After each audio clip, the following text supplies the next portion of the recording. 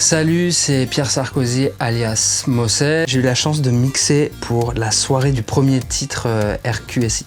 Et là, moment très émouvant parce que je prends les platines au Queen, je mets le morceau de Whitney Houston en hommage au préparateur physique qui était décédé et je vois les joueurs qui entourent la veuve comme ça et ça m'avait vachement ému. Je trouve que c'est une anecdote qui est parlante sur la qualité humaine de ce groupe. Salvatore, Marco, je crois qu'il y avait Ravière aussi qui avait entouré comme ça la femme de ce préparateur.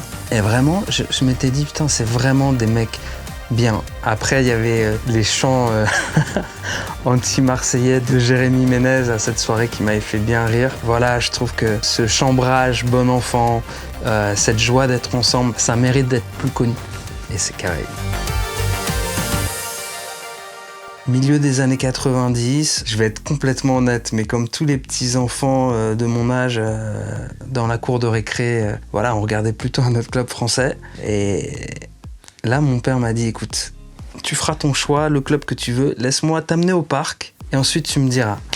Il m'amène au parc, c'était il y a très longtemps, le souvenir est un peu flou, mais c'était PSG Saint-Etienne, 1993, je crois que le score c'est 3-1. J'avais la chance inouïe, j'étais tout gamin, mais j'avais la chance inouïe. Mon père était pote avec Michel Denisot, ma mère était pote avec certaines femmes de joueurs. Donc on était vraiment immergés dans le truc et on était plongés dans cette ambiance, tu vois, avec ces personnages, Georges Weah, David, Bernard Lama, esthétiquement le plus beau gardien qu'on ait connu. Et c'est vrai que le foot, je pense que c'est une affaire de famille, c'est une affaire d'amitié, c'est un prétexte pour partager des moments ensemble, pour vibrer ensemble. Mais le premier gros frisson en étant au parc, PSG, c'était à Bucarest. Avec le dernier match de Léo, Rai, Simonet, Florian Maurice. Quel match exceptionnel. Un gros souvenir que j'ai aussi, c'est la chance d'avoir vu le premier but de Nico Anelka en pro. PSG lance, il rentre, il a 17 ans, il est vraiment une gueule de gamin.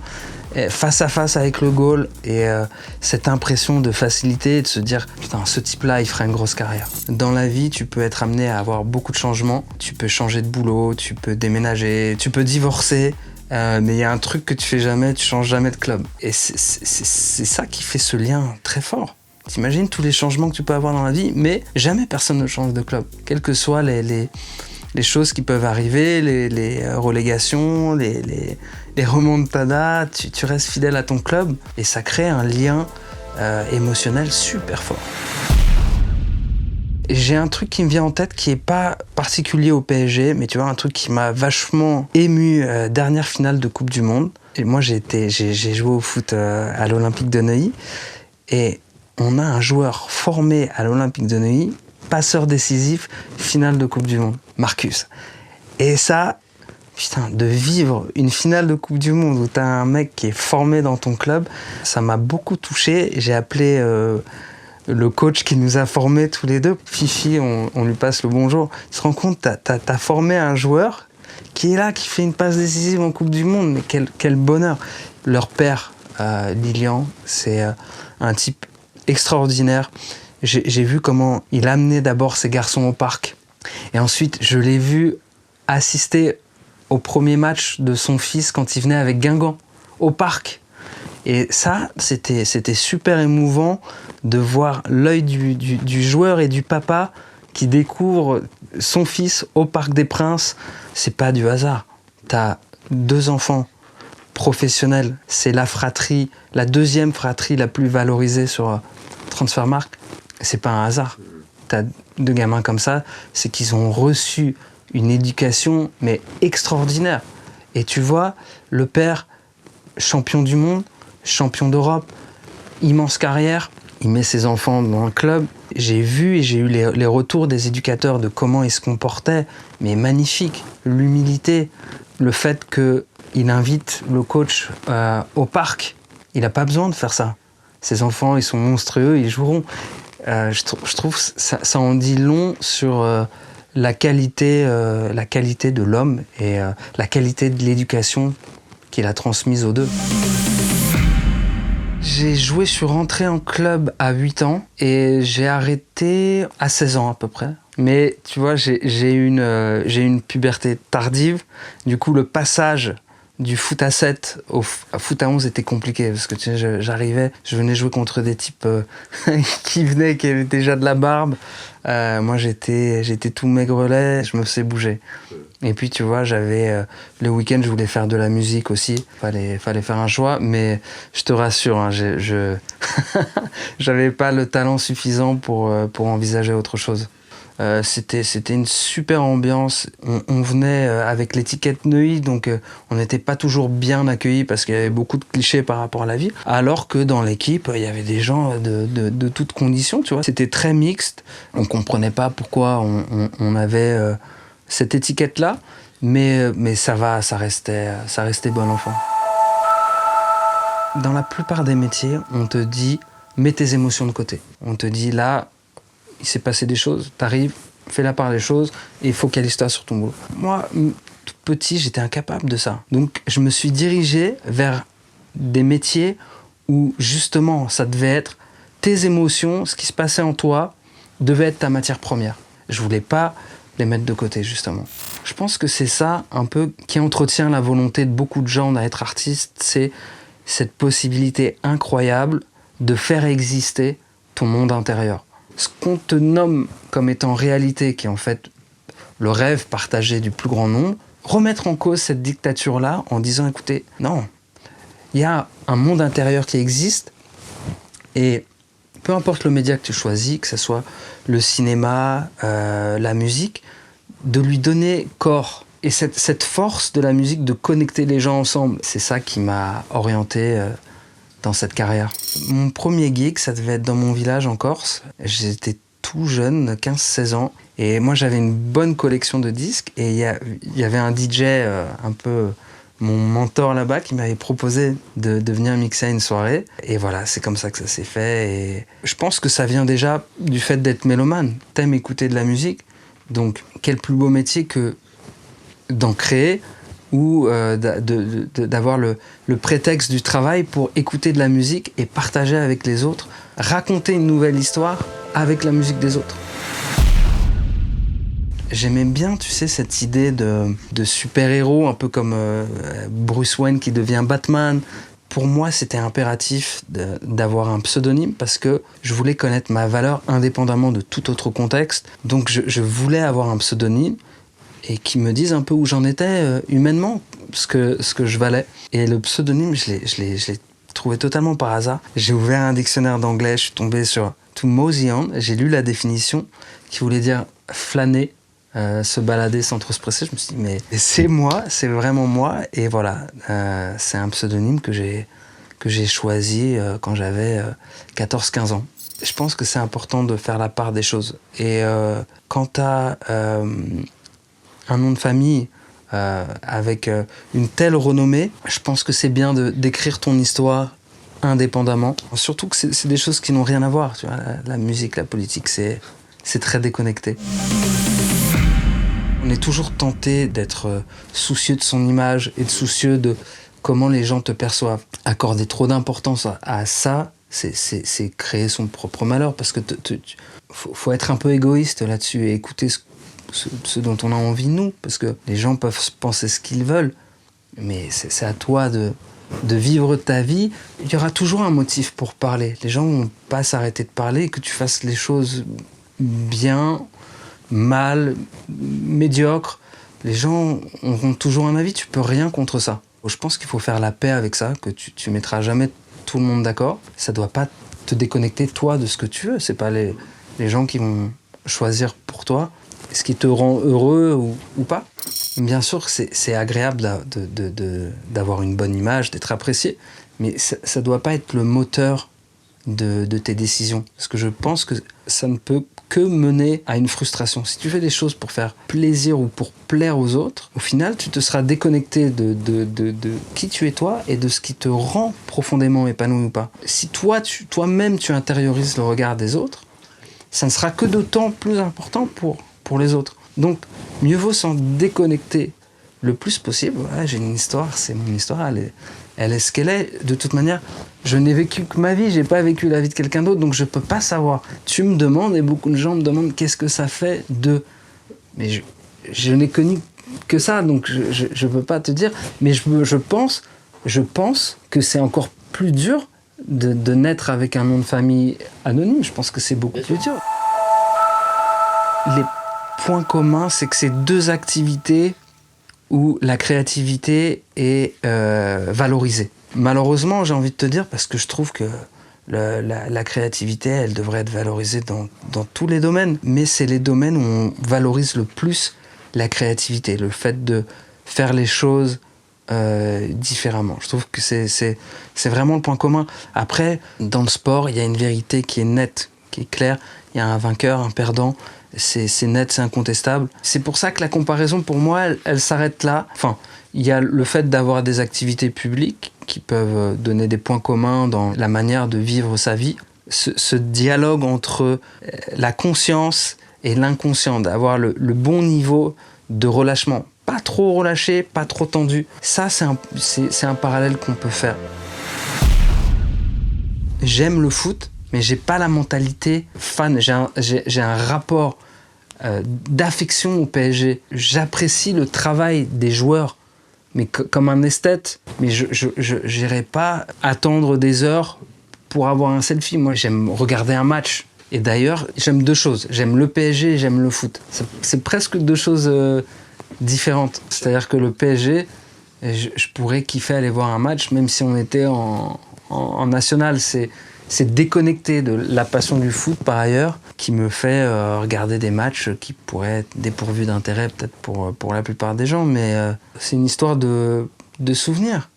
Et les souvenirs les plus forts, c'est ceux que tu acquiers à un jeune âge. Il y a une étude qui est sortie il n'y a pas longtemps sur le fait que les morceaux que tu réécoutais le plus, c'est ceux que tu as écoutés quand tu as eu tes premiers émois, amoureux, à l'âge adolescence.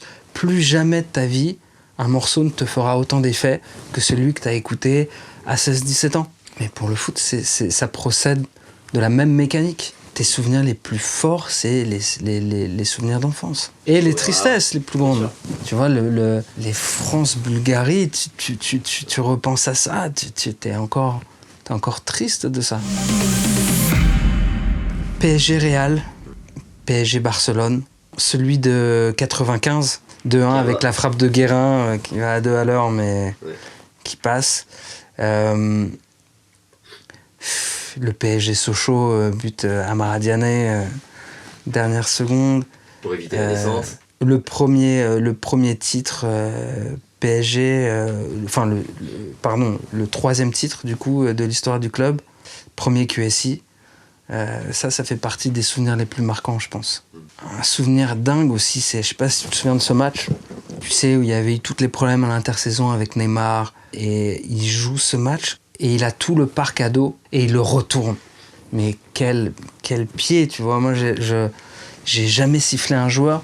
Peut-être que ça vient de mon histoire, le fait d'avoir un personnage public comme ça dans ma famille. J'ai toujours une pensée quand t'es au stade. C'est pas à côté de toi, si c'est pas le père, l'oncle. C'est pas ce que ça fait. Et moi, je pense que c'est pas parce que tu payes ta place que ça te donne le droit d'insulter un joueur.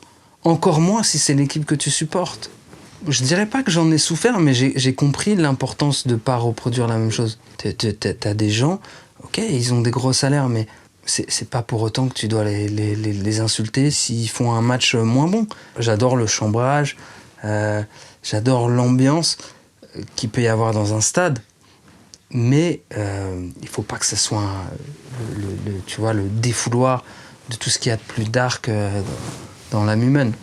Mais tu sais, pardon, mais dans les souvenirs positifs, putain, on n'en parle pas assez de cette Coupe des Coupes. Mais 96, Ngoti, coup franc, et on gagne le titre, on fait une finale derrière, contre le Barça de Ronaldo. Tu vois, on parle pas assez de cette équipe, Benoît Coé. On parle pas assez de ce joueur, grand joueur, qui fait une carrière incroyable derrière. Youri, il marque le club avec une saison, t'imagines? Ça aussi, grand moment. Dernier match de Youri au parc. Il met, je crois, un quadruplé, ça dépend, parce qu'il y a un but contre son camp, donc c'est pas clair si c'est un quadruplé ou pas. Mais ça, quel souvenir. Quel souvenir. Et je me rappelle, j'ai la chance de descendre dans les vestiaires de ce match-là. Je dis à Youri, je peux prendre ton maillot? Et Youri, il me dit, je peux pas, mais tiens, prends mon short. Et il me donne son short. Donc t'as le short de Youri Djorkaeff de son dernier match au PSG. Ouais, c'est très beau. PSG Bastia, grand souvenir. Mais quel joueur ce Youri. On a la chance d'avoir vu les meilleurs joueurs. Moi, j'ai vu Neymar, quand il n'était pas blessé, injouable. Je sais qu'il y a beaucoup de gens qui sont pas d'accord avec ça, mais moi, c'est le plus beau joueur que j'ai vu jouer. Le sens du jeu. Après, il a eu beaucoup de blessures. Morphologiquement, il a changé, il était plus capable des mêmes choses. Mais il y a une ou deux saisons qu'il fait au PSG quand il n'est pas blessé où il est injouable. Injouable. Il faut faire faute pour le stopper. Franchement, quand tu as vu ces joueurs-là, les titres qu'on a gagnés, je peux absolument pas dire que c'est une souffrance de supporter le PSG, mais pensez aux autres clubs. Putain, mais vous pensez aux... Je sais pas, je veux accabler personne, mais il y a un paquet de clubs qui ont jamais rien gagné, et qui ont des gros actionnaires. Je cite personne. On est super chanceux, on se régale, même si on ne gagne pas toujours au bout. C'est ça qui est ingrat, faut comprendre. Il y a un seul gagnant. Donc il y a beaucoup plus de déçus que de gens heureux. Mais non seulement nous, on gagne souvent quand même, et en plus on voit du foot exceptionnel. Quand le PSG perd, j'ai les boules. Mais vraiment, la joie de voir du beau football, de voir mon équipe, est plus grande que la déception. Donc je le vis pas comme une malédiction. On a gagné des titres quand même. On a gagné des Coupes de France. On est recordman du nombre de victoires en Coupe de France. On a gagné une Coupe des Coupes. On a fait une finale de Coupe des Coupes, une finale de Ligue des Champions. Combien de supporters peuvent se targuer de ça? Tu vois, c'est toujours ce truc de regarder celui qui a plus de moi. Mais regarde celui qui a moins que toi aussi. Tu veux être heureux dans ta vie, tu vas être malheureux. Bah, si tu veux être heureux, regarde un peu plus celui qui a moins que toi plutôt que celui qui a plus que toi. Mais c'est valable en foot et c'est un principe de vie aussi. La remontada, souvenir très particulier parce que en plus on était au Camp Nou, il y avait un niveau d'antagonisme extrêmement fort. On avait la chance d'être à côté des joueurs qui ne jouaient pas ce soir-là et c'était que des anciens du Barça. Donc il y avait, si ma mémoire est bonne, il y avait Max, Thiago Motta. Et donc ça a décuplé l'antagonisme des gens qui étaient autour. Et à un moment, on arrive, on se dit non, c'est pas vrai. Et puis il y a le but d'Edinson. Et là, on se dit c'est bon, on est tiré d'affaire. Donc on a le malheur de célébrer le but, tu vois, avec un peu trop de véhémence. Et on s'est pris un retour de bâton, mais terrible. C'est pas un souvenir positif, mais c'est peut-être le souvenir le plus marquant lié au PSG. Moi, il y a un joueur qu'on n'a pas traité, nous, supporters, à la hauteur de ce qu'il est, c'est Thiago Silva, au Monstro. C'est exceptionnel, ce joueur. C'est peut-être le meilleur défenseur que j'ai vu jouer de ma vie, toute équipe confondue. Ce gars, c'est limite un quarterback dans ses relances. Il a une main à la place du pied. Et je trouve, tu vois, que c'est même de l'ethnocentrisme, si je me permets le terme, parce que on lui a reproché de pleurer. Il faut savoir que tu regardes les joueurs brésiliens, c'est culturel au Brésil d'exprimer sa sensibilité. C'est pas du tout un truc qui montre ta faiblesse, bien au contraire. Donc on lui a reproché ça. J'ai trouvé ça hyper injuste parce que c'est un type qui a été d'un professionnalisme à chaque fois, qui rentre chez lui, il se met direct dans son caisson froid. Un type qui a vécu des choses hyper dures quand il est parti jeune en Russie, qu'il n'a pas été loin de perdre sa jambe, qui se remet de ça, qui devient le meilleur défenseur du monde. Moi, ce type, je comprends pas qu'on ose le critiquer. On parle de la remontada, t'analyses les buts. Il n'y a aucun but sur lequel sa responsabilité à lui est engagée. Donc voilà, moi c'est un type que j'aime énormément, humainement, sportivement, et qui mérite beaucoup plus d'éloges. Pour les gens, un bon capitaine, c'est un mec qui gueule, qui monte les dents et qui prend des cartons rouges. Non, un bon capitaine, c'est un type qui lead par l'exemple aussi. Et Thiago Silva, il n'y a pas une histoire où tu vas le choper à une soirée, où tu vas le choper à commander des pizzas ou d'autres choses. Il est irréprochable, il a été irréprochable, et je trouve qu'il n'a pas eu l'amour qu'il méritait de notre part. Et puis tu vois d'ailleurs son impact, parce que Marquis, qui est un grand joueur aussi, quand tu lui as retiré Thiago, il a eu plus de difficultés. C'est dire la valeur de Thiago Silva. Il est exceptionnel. J'aime bien le shift qui est en train de se faire. On est passé sur un projet avec une identité de jeu plus forte. Et voilà, je suis très curieux de ce qui va se passer. Tu vois, je pense que cette saison, on n'a pas forcément l'équipe la plus forte de l'RQSI, mais j'aime beaucoup ce qu'elle inspire. J'aime beaucoup les attitudes et j'aime beaucoup la mentalité, tu vois. Je suis assez confiant, moi, pour les années à venir. Mais moi, je rêverais qu'il y ait un gros actionnaire à l'OM ou dans d'autres clubs français pour encore épicer davantage. Je trouve que la Ligue 1, pareil, on la critique trop, mais c'est un super championnat. Mais ça serait magnifique d'avoir un gros actionnaire et de retrouver des classicos plus serrés. Moi, en Coupe d'Europe, je soutiens les clubs français, et donc si Marseille doit faire un parcours en Coupe d'Europe, je soutiens Marseille. Pourquoi ? Est-ce que tu as déjà vu un bon Batman sans un bon Joker ? Batman, il lui faut Jack Nicholson comme Joker. Sinon, ça n'a pas de sel.